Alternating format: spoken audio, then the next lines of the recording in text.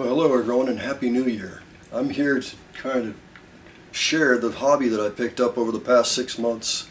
I've gotten back into buying records, and every record from here to about here are jazz records.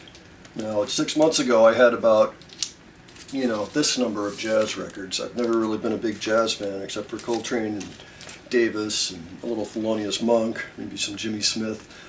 But all of that I've had on CDs. So recently I decided to branch out and learn a little bit more about the hard bop era, the 50s, really, 50s jazz. Let me see here. I got people like Cannonball Adderley. This is a great album. I actually have had this for a long time, so it wasn't too much of a stretch to buy that one. Chet Baker. Chet Baker in Paris. This is an entirely instrumental album. Chet Baker is a trumpet player, yes, but he also sings. And, I like his trumpet playing better than his singing, so that's a great record to have if you're looking just for trumpet playing of Chet Baker. It's real mellow stuff, too. I got into some Art Blakey. I've actually got two of them. I can't see where the other must be hidden away somewhere. But he's great. His bands are always good. Kenny Burrell, who's a guitar player. He also played with Coltrane, but this particular album is his, and it's with Stanley Turrentine. This is another classic record. And then I went way back, and this is a Charlie Christian record. He was probably the very first electric guitar player that would play solos. And so you can imagine what kind of influence he's had on everybody ever since. Sonny Clark is a new obsession. He's a piano player. And he also plays occasionally with Paul Chambers and Philly Joe Jones, who are the bass and drums for a lot of Miles Davis. So you've got some Ornette Coleman, which is actually pretty challenging music. I'm not sure I would say buy any of that anytime before you're ready. And then a number of Coltrane records here. All really great material. This is a favorite of mine. Let's just put some of those back. I'm skipping over some of these, because there's just too many to share in one video. Live at Birdland. This is probably his best overall album, if you ask me. I highly recommend that one. It's not too crazy. It's part live, part studio. And then we get into the Miles Davis, and right on the edge here I've got the one that with Coltrane, the final tour, 1960. Only a year after they did the Kind of Blue record. And we've got all kinds of tidbits like early Miles with Milt Jackson and much of the modern jazz quartet and Thelonious Monk and Sonny Rollins on that one. And then just a number of classic Miles records like Round About Midnight. This one is great and not a lot of people seem to have it. It's half of it is film music for a French film. Very mellow stuff, very back alley at 3 a.m. kind of music. And then the other side is stuff, again, with Coltrane and Evans and that whole band that did Kind of Blue. So, and of course we've got Milestones, another great album from the time. Let me see what else we got here. I got into some Paul Desmond, who was the sax player for the Dave Brubeck Quartet. Very good stuff. It's very, very light touched music. And then we've got Duke Ellington with Charlie Mingus and Max Roach. I understand that Charlie Mingus quit the session in the middle, was walking down the street, and Duke Ellington had to go chase after him and get him back, because I guess he and Max Roach weren't getting along very well. I've also got a Duke with John Coltrane, which is a fantastic record. And then I got into some Bill Evans here. That's a nice early record that includes his famed bass player Scott LaFaro, who unfortunately passed away early. He passed away only 10 days after all of the Village Vanguard recording, which is generally considered to be Bill Evans' best work. They recorded a few gigs at the Village Vanguard, and 10 days later a car accident took him, unfortunately. And that happens with too many of these guys, unfortunately. Then we have Dexter Gordon, who's fantastic. He's playing with Sonny Clark, who I showed you earlier. And he also plays with Bud Powell on this one. These are such good records, I can't even tell you. I love listening to this stuff. And then we get into, let me see, we got a guitar player doing Beatles, but not just Beatles. He also covers some of the Gets Gilberto record, among other things. This is Grant Green. He showed up on a lot of recordings at the time for various artists. And we have Herbie Hancock, who you might know more from the 80s and his jazz fusion work. But this is an early record, 1965, and it includes Tony Williams. Very nice record. I recommend checking it out. That's Maiden Voyage, if you were able to see it. Then we have in here one of Charlie Mingus's best-known records, the This is actually, I think, an expanded version, but it's really nice music. Then we get into Hank Mobley, who was a fine tenor sax player. He played with Art Blakey and Paul Chambers on this one. Soul Station is a really good album. Another good one is Workout, and this time he's got Paul Chambers and Philly Joe Jones, and Wynton Kelly and Grant Green for that matter. See, a lot of these guys were playing in New York, and so they played on each other's sessions. Let me see. I think I mislaid. Oh well, I'll get back to that later. I got a little bit of modern jazz quartet. This is the Django record. Django is a kind of a standard now. A lot of people ended up playing it.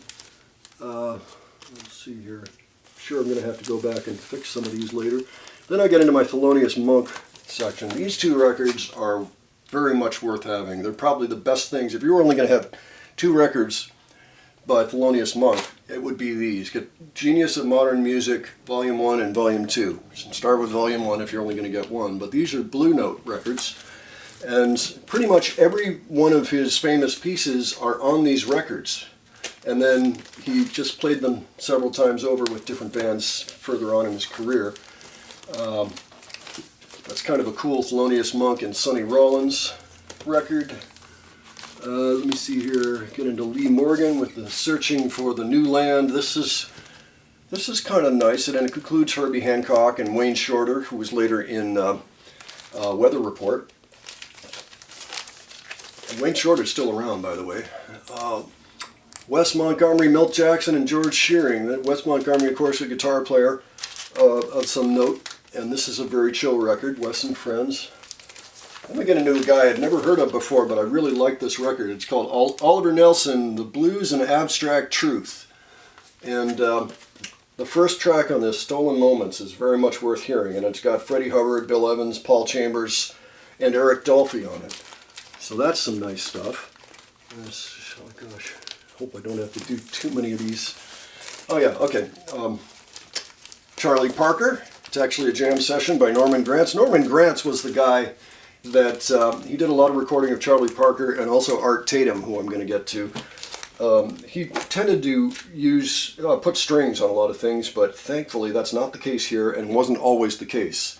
So this particular jam session includes a lot of big names. It's got Johnny Hodges, who was, I think he played for Ellington, perhaps, and or Dizzy Gillespie. This also has Ben Webster. And those three sax players, Parker, Hodges, Webster, are all worth knowing and knowing well. I actually love, in particular, Ben Webster. I've got a record here called Jazz at Massey Hall, which says Charlie Parker on it. He had to go by the name Charlie Chan at the gig because apparently it was against his contract to play or to be on this record. The other names on this session, get ready for this. Besides Parker, we've got Dizzy Gillespie on trumpet. We've got Bud Powell on piano. We've got Charlie Mingus on bass, and we've got Max Roach on drums. This is considered kind of an all-star gig, and it's quite nice. Got other Charlie Parker albums, but I think we've kind of covered that ground. Then we get into Bud Powell, who's kind of a new favorite of mine. This is a live gig that he did in Washington, D.C. at Club Cavacos in 1953. This has Charlie Mingus on bass, too. It's a very nice gig. But he did a lot of good work back then. Here's another record he did called The Amazing Bud Powell. There's a number of records called The Amazing Bud Powell, part of the Amazing Bud Powell series. I think there were 6 total. So this is another one, The Scene Changes. And this is a record I strongly recommend. The Essen Jazz Festival Concert, Bud Powell. Really nice stuff. And this is a good quality record too. And he's got Oscar Pettiford on bass and Kenny Clark. And on the second side, actually, he's also got Coleman Hawkins, another sax player worth knowing. Another one of those guys that people were trying to copy a lot back in the day. He was one of those influences. So we've got some interesting, here's an interesting Sonny Rollins, early Sonny Rollins records with Cliff Brown, who unfortunately died in a car accident, Richie Powell, who was piano player, also I think Bud Powell's brother. Unfortunately, they both died in that same accident. Max Roach again. And this is just pretty interesting. The first track on it, it's kind of a waltz, and it's a little bit disconcerting until you get the hang of it, and then you realize it's a really great piece of music. That one's called Valse Hot. V-A-L-S-E Hot.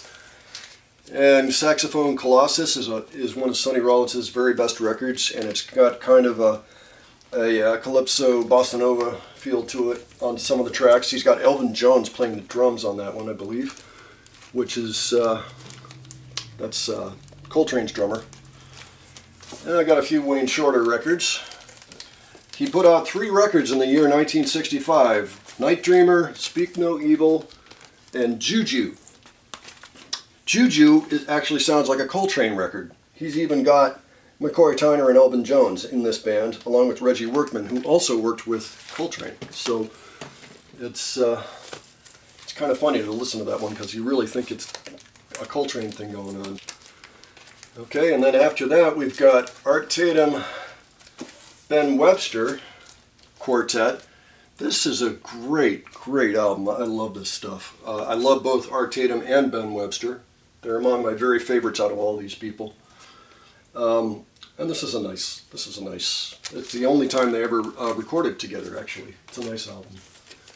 And it was just before Art Tatum passed away. This is a double album of Ben Webster, which includes one of his classic records, Soulville. I don't remember what the other record is, but it was recorded around the same time. Oscar Pettiford on piano again. Let me see what else. And of course, a Coleman Hawkins and Ben Webster collaboration.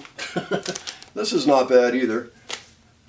And this has Oscar Peterson on piano.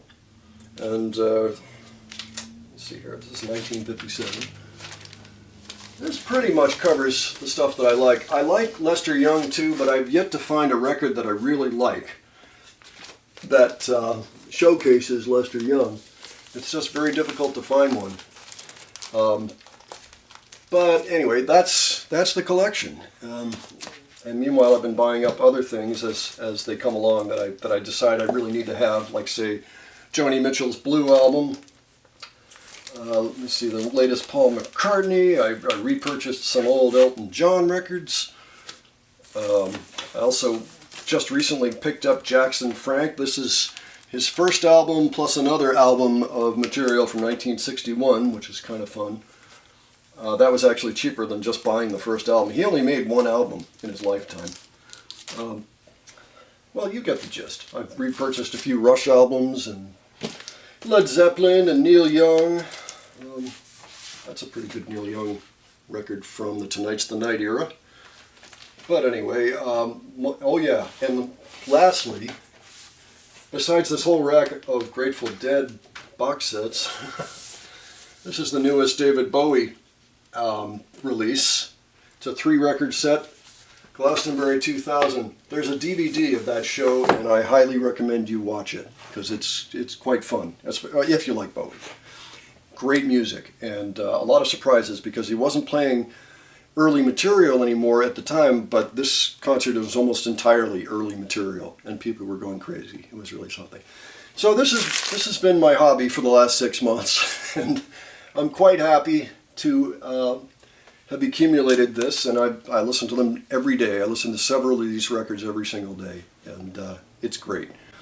And I think with that, I'm going to just wish you all a Happy New Year, and follow your bliss, and just find that you enjoy every day somehow or another. You find some time to enjoy it, I know that things can get hectic, but it's very important to center yourself and remember why you're here.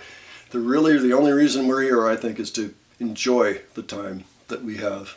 And that's all I got to say. All right, take care, guys.